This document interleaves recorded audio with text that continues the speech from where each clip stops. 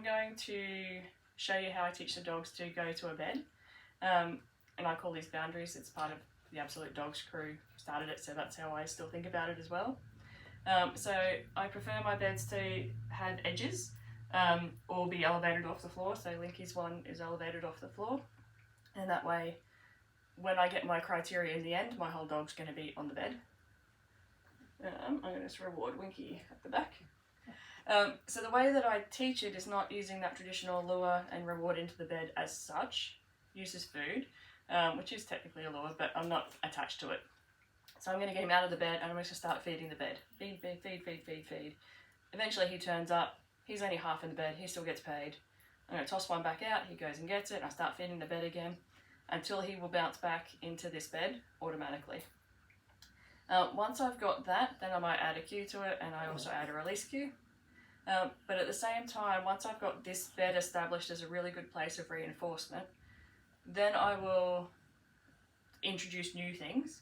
And if I have a dog that's a bit of a worrywart, that is like, I don't want to offer a behaviour in case I get it wrong, if they don't want to offer that behaviour, if they offer going into the bed, they will get equally paid so they don't miss out. And once they know that, then they're actually more willing to offer other behaviours.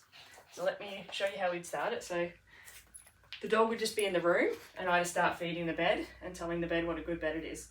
I also don't want to have to be next to the bed the whole time, because this way we actually get a bit of space from the bed really early on.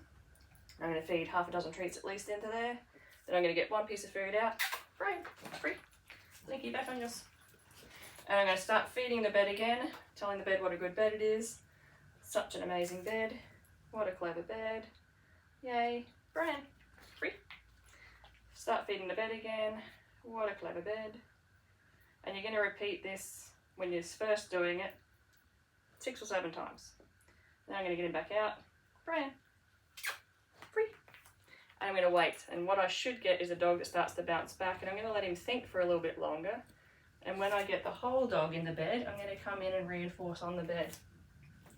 And what I want to make sure I do is reinforce to the bed, not to the dog's mouth, because you can inadvertently, when you reinforce to their mouth, pull them off and they'll start predicting it and come off the bed.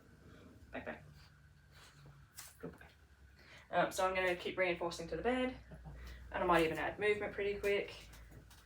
And I'm going to get him back off free and see how quickly he bounces back. Let him think, yay, good boy.